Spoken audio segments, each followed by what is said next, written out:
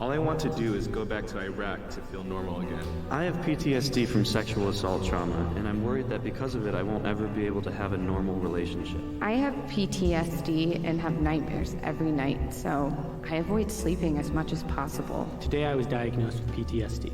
Now I'm feeling more anxious and depressed about it.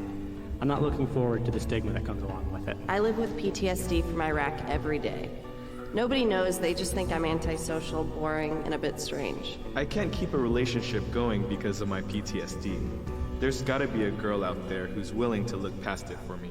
I have PTSD, and when people find out, they ask where I served. When I tell them I wasn't in the military, they dismiss it like I'm lying. I have severe PTSD, but I'm afraid to get the diagnosis. I don't want a label, a handout, or sympathy. I just want help. I secretly live with post-traumatic stress disorder. I try to act carefree, but I live on alert. I hate it when my PTSD acts up, and I'm suddenly afraid of everyone. My trust issues make everything so hard, and I wish I could just forget my past. But my PTSD makes it impossible. My ex left me because I have PTSD and wouldn't open up about my deployment. My PTSD makes me feel alone and unwanted, which makes me angry at people. PTSD has made me a prisoner in my own mind. I thought my PTSD was getting better, but then the flashbacks started up again. I'm exhausted. I have PTSD. My service dog saved my life. He gives me unconditional love and a reason to live.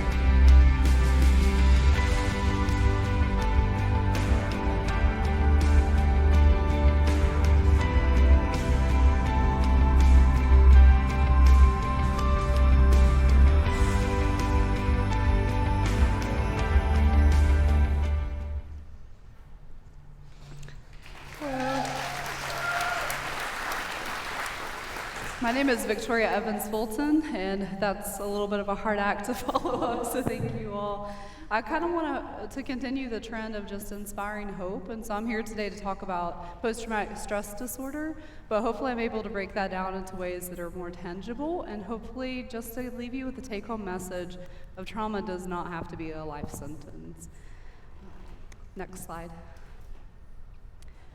So when we think about this, my three questions that I wanted to as I was narrowing down the scope of post-traumatic stress disorder, is what is PTSD? At this point, I think that terminology is really widely used in everyday conversations, but what does that truly mean from a biological standpoint, especially neurobiological? What's happening when we're experiencing trauma? And what kind of impact does that have on our bodies and our minds? And of course, how does PTSD present as symptoms? So there's a lot of diverse symptoms when it comes to trauma and how our bodies react to that.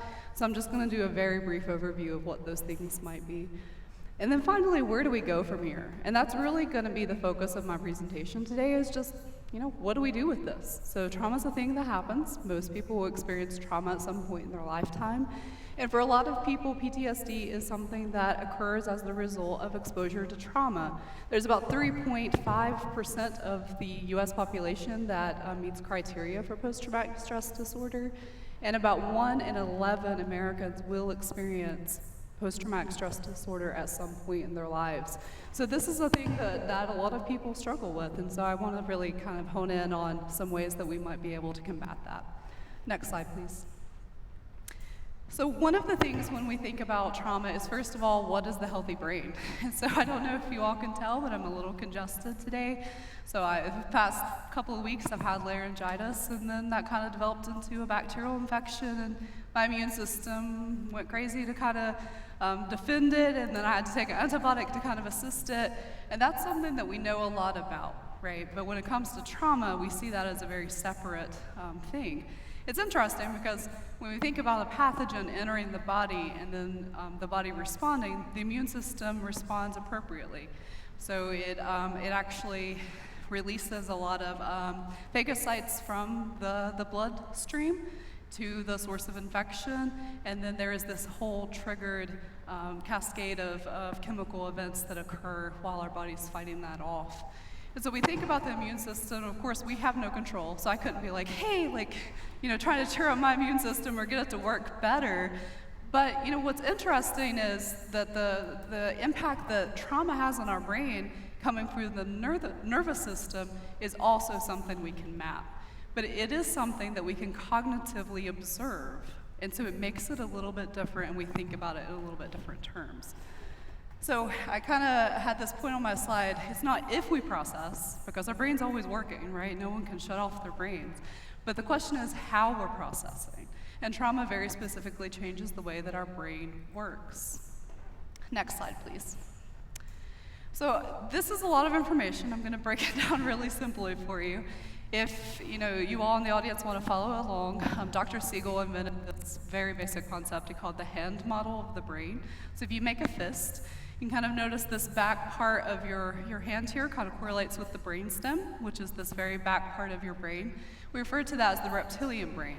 So this is the part of your brain that logically you have no control over. And you shouldn't, because it controls really cool things like your breathing and your blood pressure and all the things that you need to keep yourself alive. So clearly we don't want logic messing with that part of our brains. But it is very much focused on just regulating those really important things that we need to survive. It is present from birth, obviously, because if we were born without this, we would not be alive. But the second part of the brain, and that is really kind of, if you think of your thumb as kind of representing that, so it can tuck there into the palm of your hand, that would be the midbrain, or where the limbic system is located. So if you think midbrain, think emotions, right? This is the emotional center of our brain. Now, of course, it's developing throughout our lives, but it really starts to come online from birth to about preteens, when it finally hits like full development. And of course, that varies by person to person. But of course, this is how we interact with the world. So emotions are how we view the world and how we experience the world, and it tells us a lot of information about how we're perceiving something. Then that top part, which can be represented by your fingers, is kind of that hard cortex. So if you think about it, this region of your brain, that is the kind of the seat of logic, where that's where we make our plans. That's when we start kind of controlling our impulses and using discipline and all of these really cool things that allow us to really function well as humans. And so this part of our brain actually helps regulate the other parts of our body and the other parts of our brain. And so when we are in a calm state, we are functioning from this area of our brain, and we're using logic to be able to regulate. If we have an emotion that pops up, then we're able to calm it down and kind of move on. But a very interesting thing starts to happen when trauma is in play, and we'll talk more about that. Next slide, please. So very specifically, when trauma enters the scene, everything flips upside down. And so a very interesting thing is, and this is really a point that I want to make, is that when we experience trauma, our nervous systems respond to trauma very normally. So our bodies are responding to trauma normal reactions to very abnormal circumstances. And so trauma is really that external danger, just like the bacteria was to my system, right? And just like the immune system is going to try to protect us to keep us alive, the nervous system does the same thing. So the nervous system is activated through our vagal nerve. So you're gonna kind of feel that right in that gut. Some people can feel when their adrenaline is kicked in, if the sympathetic nervous system kicks online, and we go into fight or flight. The opposite is sometimes we can be a little too overwhelmed, and the parasympathetic can kick in, and we can freeze or we can shut down. But those are very normal responses meant to keep us alive in situations that may endanger us. And of course, when that happens, when we experience a trigger that is ongoing, or maybe that continues to play in our mind, as it goes, we may no longer be exposed to that particular trigger, but just the thought of that trigger that then can become what activates that entire system. And so it begins to feed on itself. And so we don't have to be exposed to the thing that originally hurt us, nor do we have to be in danger, but the body, just like the immune system, keeps record of threats. And so just like if you've been exposed to a certain disease, then you catch the illness again, your body's gonna be like, I know what that is. And the same thing happens with trauma. So when we experience trauma, the brain does keep record of it. And sometimes that can develop an ongoing loop. And then finally, I wanna kind of stress that interesting things happen in the brain when trauma is involved. So the hippocampus is this region of the brain that basically says, I'm gonna take all of these memories, all the things that come into your mind throughout the day, and I'm gonna store them in this drawer called long-term memory. Or discard them if you're my brain and I'm trying to remember where my car keys are, right? Never thinks that that's important. But for most people, most of the time, the hippocampus says, okay, this is important, I will store it. But something interesting happens with trauma, the hippocampus completely shuts down. And so there's no storage of that trauma in memory. So when we experience it, there is this really big activation, almost as if we're reliving that particular event. It's not like a memory we're recalling, we are specifically reliving. So Dr. Fisher refers to this as the living legacy of trauma. It's very specific in the way that our brain works very differently when accessing those memories that it does from other things. Next slide, please. So I kind of made a list of different symptoms that can appear as the result of PTSD. And all of these things are going to be very common for trauma in general. So just like I said, about 1 in 11 Americans will experience PTSD. Well, a lot more of you will experience trauma. Almost every person experiences at least one traumatic event in their lives. And when those traumatic events happen, we can have a whole lot of symptoms that immediately precede that traumatic event. For some people, that traumatic reaction will kind of die down and we'll return to our baseline. And for others of us, we will get stuck in that cycle, and that will continue to be activated. And post 6 months, then we refer to it as PTSD. So of course, we can find a lot of those symptoms of anxiety and depression as associated with PTSD, a lot of dissociation, and then of course a lot of what in counseling referred to as maladaptive coping skills, which is usually any kind of substances or anything to distract us from the problem and to escape the reality of the thing that we're suffering with. So PTSD has a holistic impact on the individual, not just on their personal lives, but also on their work, on the way that they're hypervigilant and experience those traumatic reactions. You can kind of think about it like the nervous system is like just over enthusiastic. It sees everything as a trigger. So it's like, you're a trigger, and you're a trigger, and you're a trigger, and I'm just gonna stay activated the entire time. And that's really what's happening with PTSD. Next slide, please. So this is when we can kind of really map out what the brain is doing in trauma. And there's this really cool word that's called neuroception. So you can basically think about it like your brain is constantly on guard, and it's like watching for threat, and it's constantly trying to keep you safe. And most of the time, if you're not in a traumatic situation, you're totally unaware of this.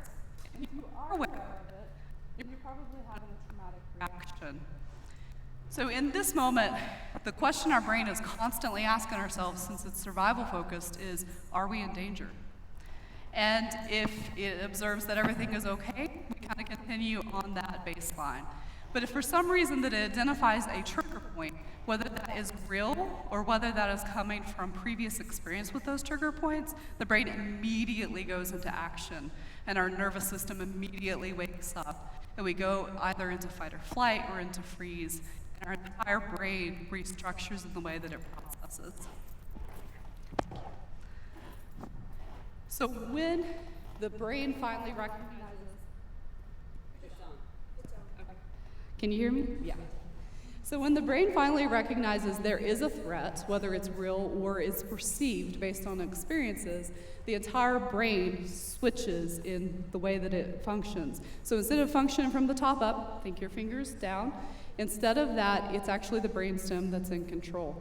And the brainstem is not something that we really have control over. So it feels like we get stuck in those cycles, and no amount of self-care is happening, or nothing's helping us get out of that. And we're in those panic cycles, and it's not effective. And that's what I kind of want to talk to you about today, because when we get into those trauma cycles and we're trying everything we can and nothing seems to be working, those are the moments that actually feeds that cycle. So the next time we experience the trigger, it's going to be a little bit more intense, because we're going to have that fear of, I didn't know what to do last time, I'm not going to know what to do this time. Next slide, please. So that's really the majority of my session or my presentation here today, is to focus on that very core concept. Now, this is kind of my area of focus, so in counseling, I have a lot of people that will come in and say, I've tried deep breathing, I've tried self-care, these things are not working. I'm like, of course not. You're speaking in language, which our brainstem does not understand. You're speaking in logic, which you and I can agree on all day, but that doesn't mean your brainstem hears you. your brainstem's trying to keep you alive. So then the question is, when safety is shattered, how do we reclaim calm? How do we allow the brain to return to a normal order of processing?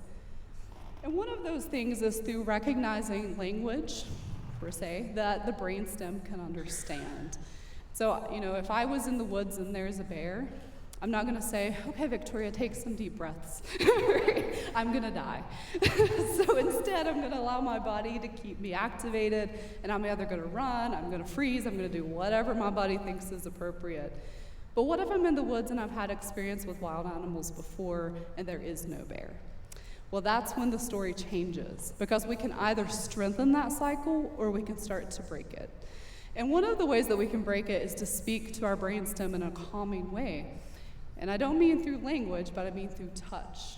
So if any of you have ever been around a baby, I have a new little niece and I adore her and I love to cuddle her. But when she's crying, I'm not like, hey, listen, Ellie, have you tried taking a deep breath? Have you tried taking a bubble bath and lighting some candles? Right?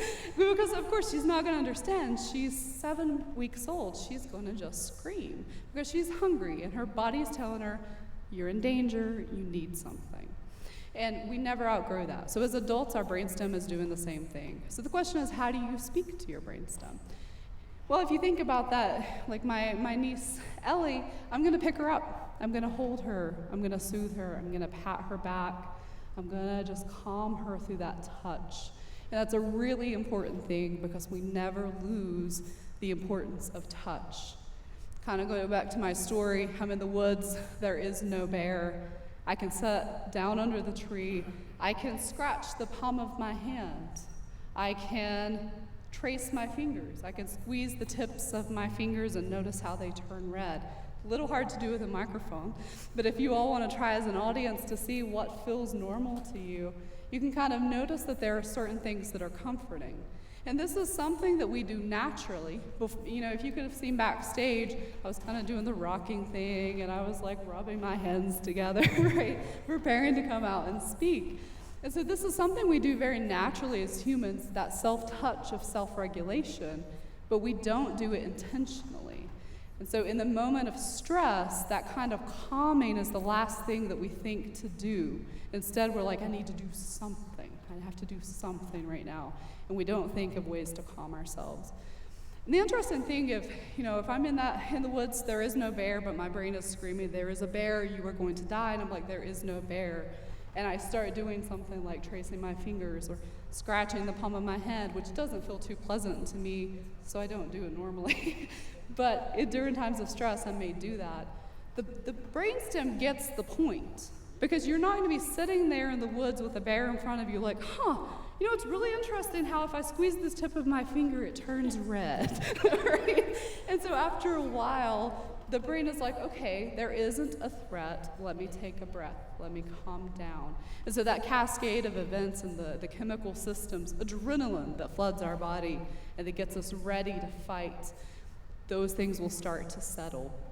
Some people find that it's helpful to do some jumping jacks or to burn some of that energy off, right? But to truly regain a sense of calm is to come back to connection. And I like the self-soothing in that sense, because if you notice, I didn't say you had to go talk to someone, and that's really great, but what if you're alone? What if it's the middle of the night and you're panicking? Right? And so our support network helps us maintain, but what are you going to do when you are alone and this is activated? And so that's one of the really cool things that we can do to talk directly to our brainstem.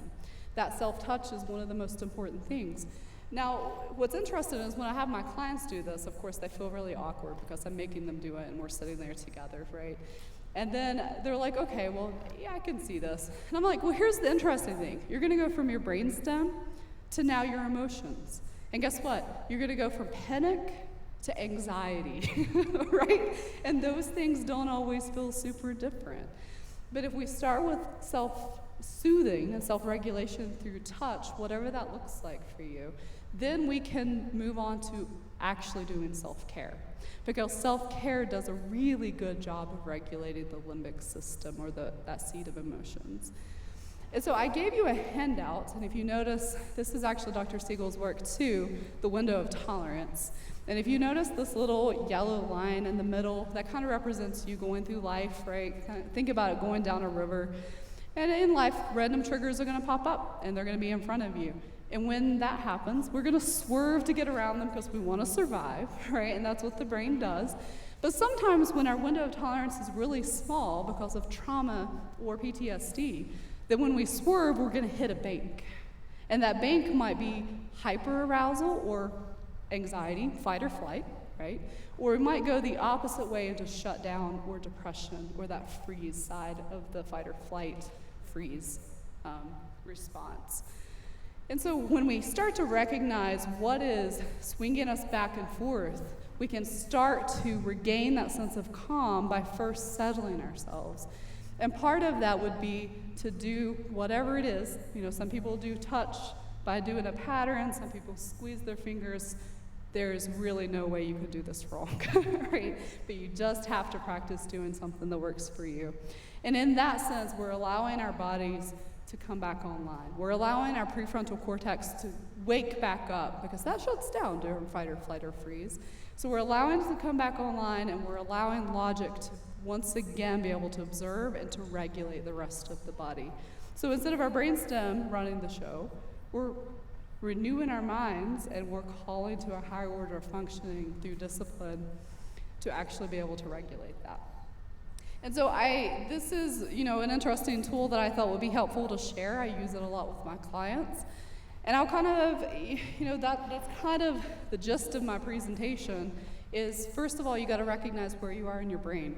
If you're feeling stressed and you are constantly reminded of that trauma that occurred and you're doing self-care and it's not working, you're not broken, right? You just got to think about where you are in your brain so you can actually start in the right place and use a language that your brain can understand. Next slide, please.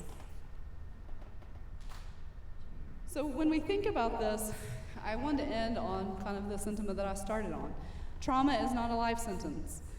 Just because you've been diagnosed with PTSD or you meet the criteria, you're having a traumatic response, work with people all the time to be able to move through these stages. And counseling is that form where we're able to wake up the logic and we're able to observe what's happening so we can regain control. And of course, hopefully, if you experience that, you're able to connect with a good counselor that you can connect with and that you can do some good work. But I wanted you to be able to leave here today with a good handout to remind you to check in on yourself. What's your tendency? Do you go to fight or flight? Do you go to freeze?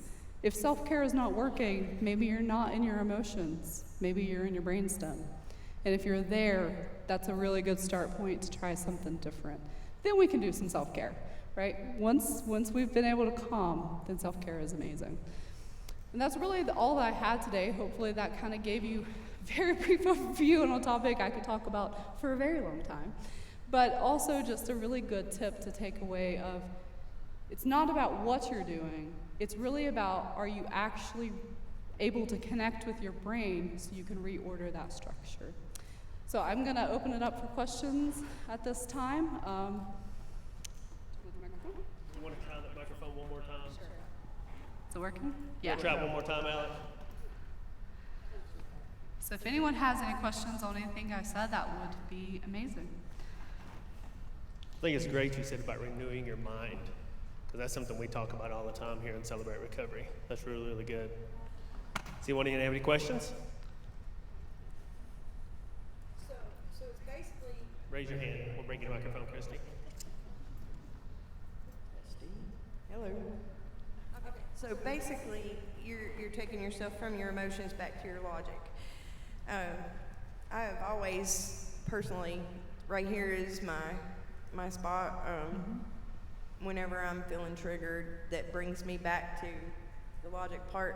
And the only reason it does is because when I touch here, I feel it somewhere else. So it stimulates my brain to take that motion. This is actually the same logic that they use in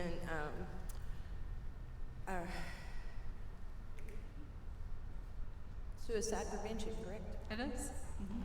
Anything that allows us to regain calm You know, self-touch is with us from birth. It works for infants. It works for 105-year-olds. Right? We need that stimulation. Why is it we overcomplicate everything? Right here. Why is it we overcomplicate everything? Because it sounds so simple. I think it is very complicated, but I think that PTSD specifically has been so stigmatized that we tend to think about it as, oh, this happened to me and I'm broken. And that's specifically why I said when safety is shattered, not when you are shattered, right? Your brain went to survival mode. We just have to be able to create calm so your brain can come back out of that, because it's doing what it's supposed to do. Yeah. It's keeping you safe. And so I think it's a little bit complicated because for a long time, I think there was not a lot known about trauma and how it specifically impacted the neurobiology of our bodies. But I think that information has been slow to leak out to just general everyday conversations.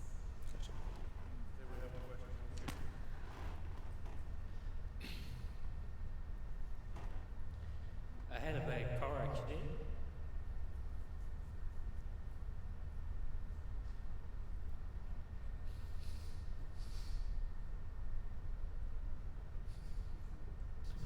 And ever since then, I've had pain in the back of my neck.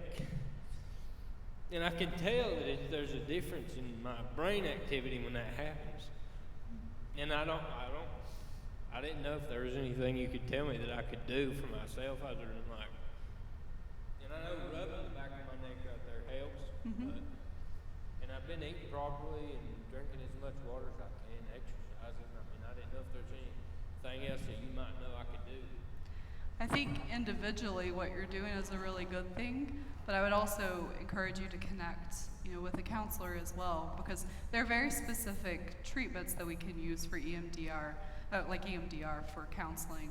So basically EMDR allows us to turn on the observation part or that logic and watch what's happening. And when we're able to do that, which is not something we normally do when we're feeling stressed, when we're able to actually observe it, we start to decrease the way that those trigger points happen. And we start to really move past those trigger points. One of the biggest things is connection, right? But then also those calming things. So what do you do when you're feeling stressed? We all have those go-tos, but starting at your base of, rubbing the back of your neck is a self-touch thing. That's a good thing. What do you do after that?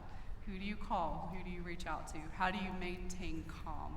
And then, I would just encourage you to follow up if you can find a counselor that you can trust and do some really cool stuff, maybe some EMDR, somatic processing. There's a wide list of things that we can do just to help you regain that control so you're not going into your brainstem every time. Thank you. Thank you for that question. Hey, quick question. In society today, when you mention PTSD, as the video stated, I think, or some of the videos that we watched, how PTSD is only related to people who have been overseas, been in the war, been a veteran. That's the way I thought before we started looking at these videos and started studying this subject. How do we, as individuals who are attempting to help people, how we change that stigma, if you will, out in the community? One of them is realizing that we can't really say what's going to be traumatic for one person versus another. A trauma could be absolutely any event that you experience in which you think that your life or someone else's life is in danger. A trauma is something that shatters your safety. And whatever that is, doesn't have to be war, but it could be absolutely anything. Like you said, a car accident, that could be definitely, that's a pretty big trigger point. But it could also be more complex, so that could be a whole other discussion. But we're adding, hopefully at some point in the future, kind of a clarification of post-traumatic stress disorder versus complex post-traumatic stress disorder. And so you can have one-time event of something really horrible happening that causes this system to kick on and you to get stuck in it, or you can have a repeated exposure to something over time. That could be childhood abuse. That could be a series of difficult relationships. We don't really have an understanding of why it impacts some people and why it doesn't others, but it just really is how that particular trauma is experienced by the brain and the meaning that we make of that. And so a lot of times, this is a whole other sidebar, but for people who experience one traumatic event, the images of that trauma will replay in their minds when they experience flashbacks or nightmares. For someone who has chronic or complex PTSD, it's often emotions that replay because we can't always pinpoint a specific event. We just remember that verbal abuse that we've experienced for so many years. And so that emotion of shame or of guilt keeps coming up. And that is the flashback often that a lot of people experience when they have complex PTSD. So it is a very complicated thing, but we will all experience traumatic events, and 1 out of 11 will experience PTSD as a result. Clearly, there aren't that many people in the military, right? So other things are occurring, and there are plenty of ways any trauma can activate this. So I've got a question. I'm a highly logical person, and I know exactly why I have it. I could give you the reasons of why, process it, all that good stuff. The calming stuff doesn't work. The logic doesn't work. There is nothing that I've tried to get through it without shattering my life, shattering my marriage, and it has nothing to do with my marriage, but it's a one-time assault that has destroyed my safety. Sure. And I know that. Still stuck in it. None of the other stuff has worked. So what do you do? I think, I've done EMDR for years, and your question kind of speaks to why I've been stepping a little bit more into the somatic processing side of things. Because there's an interesting concept. I talk about the brain from the bottom up, but we can talk about it from right to left as well. So the right side of our brain is what is more logic-centered. It's the way that we access language and the way that we communicate. It's also the side of our brain that allows us to carry on as if we're okay when the right side of our brain is actually holding the trauma. So our body is kind of that book, The Body Keeps the Score, if you've ever read that. It's an amazing book on trauma. But it's interesting because our bodies remember those things and is constantly activated. And so for some people, something like EMDR and just regaining access to logic isn't enough. Sometimes we have to be able to release those things that are stored within our body and within the somatic experience and actually work across the corpus callosum to reintegrate our brains. And so I guess, without knowing you, I would just encourage you to find, help or maybe podcasts or counselors that offer different approaches that actually specifically reach to what you're looking for, which would be more of the somatic or the body processing, because logic is not cutting it. So there are diverse experiences and there are diverse treatments to be able to help others access freedom from PTSD. I guess that was a lot like the question I was going to ask, because my experience or impression of PTSD is more of something that is going to be difficult to control, difficult to know what to do. And so I assume you're telling us to pre-decide what we're going to do as far as the self-touching and that kind of thing to calm ourselves down. But what if it is just like what she was saying, it's just in that moment, it's just so much what specifically can happen to get you to that point where that just touching yourself is not going to do it, from the point of wanting to beat yourself in the head, sure. to the point of where you can calm down. What is something that you can do or that we can tell someone else to do, because we want to just say calm down, take and like you said, that's not working. Nope. So what is something, if there is something? What's interesting, because it's a journey, I wanted to share something that helps people regain a sense of calm, but it's not the cure. If I took an antibiotic to help with my immune system, I wish that there was something I could offer you that's a quick fix for PTSD. There isn't, right? We don't have a pill that you can take that just makes this change. So something like the self-touch does help us calm, but it doesn't take away the label of PTSD or the way that it keeps popping back up. And so that's one of those things. Hopefully, if you had laryngitis like me and it developed into, a bacterial infection, hopefully you would seek medical attention, right? Hopefully you would seek a treatment and ways of moving past that.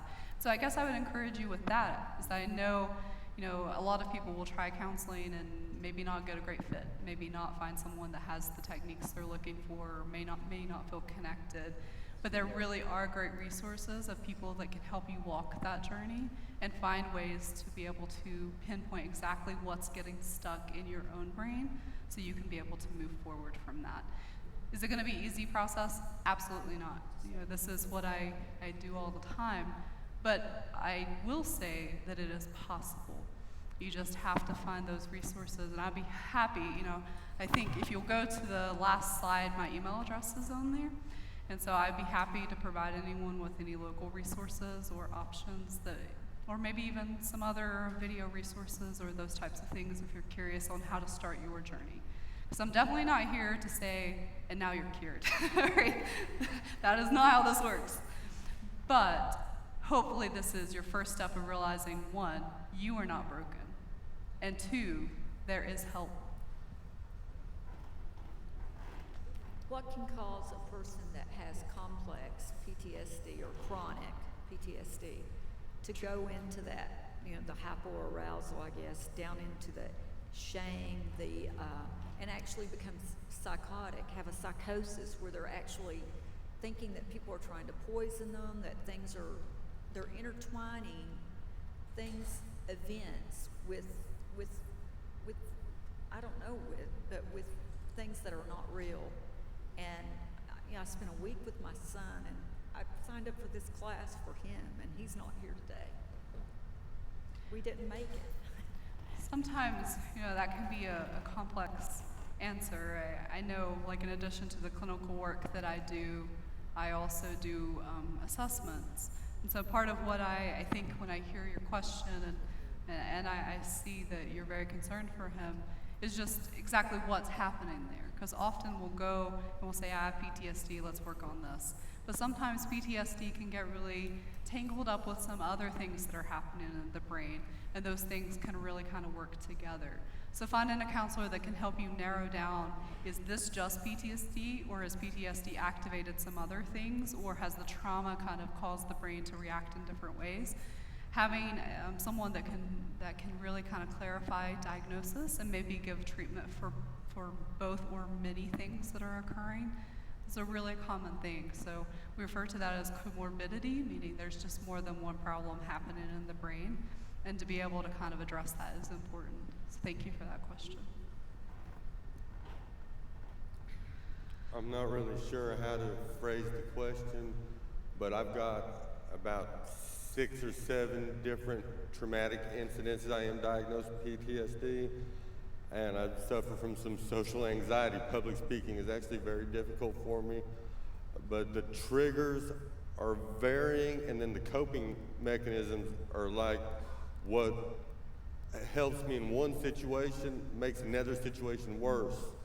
And is there like an overall strategy that would pull them together? I used to try and strategize to become a hermit and just deal outside of society altogether. I get that. Well, thank you for that question. Complicated answer? Short. End of the story is that if someone comes to me and they have a traumatic history, I will start by helping them map their trigger points. So I want to know what your trigger points are. And then I'm going to connect those to the emotion wheel and look at how those are interplaying with our emotions. And then from that, we're going to build it out and think about, because you're right, what helps us cope when we're angry is not what helps us cope when we're sad, right? Totally different ballgame. Not all coping is the same. And so finding a counselor that will help you kind of, or if that's something you just really want to do on your own, then you can kind of map those things out and identify, okay, what can I do in this situation versus in this? There are different forms of coping, so cognitive coping, social coping, more distancing or distracted coping, all of those work with emotions in a very different way. And so you're right, I love that question. That is a very important part of trauma work and should be one of the early steps in trauma work. Thank you. So one final question for you. How can community help? How can a recovery ministry, recovery soldiers, how can being in community help with someone who struggles with post-traumatic stress disorder? Well, I think as someone who specializes in trauma, I get to see people for 1, maybe 2 hours a week, and I get to help them take some of these tools home with them. But I'm not there with them through the rest of their week. You know, I'm not a part of their lives. I'm not sitting with them as they're practicing these tools outside of my office. And so community groups or spaces in which you can talk about what you're going through, and you can talk about the steps that you're taking or the struggles that you're having, and you can experience those things with someone else is invaluable. You know, we can meet for an hour and I can give you a bunch of resources and we can have a great game plan, but it's the people that are sitting next to you that are your support group. Those are the people that are going to be with you every step of the way, and those people are going to be your rock as you move forward. So I think that that's a really important thing. You know, I'm not standing here saying, I'm an expert, come to me and I will cure you of PTSD, right? But I am saying, hey, I've collected a lot of really cool resources. Here's how we could work together. And here's how I could give you some really cool things so that you can take them and within your own communities really start to thrive and really start to move past the trauma that's holding you back. Thank you. I think that's a great way to actually close tonight, is to remember we're not alone and that we're in a community together to work through this. Everybody give Victoria a hand. Thank you, man. Thank you. You got a standing ovation. Look at that.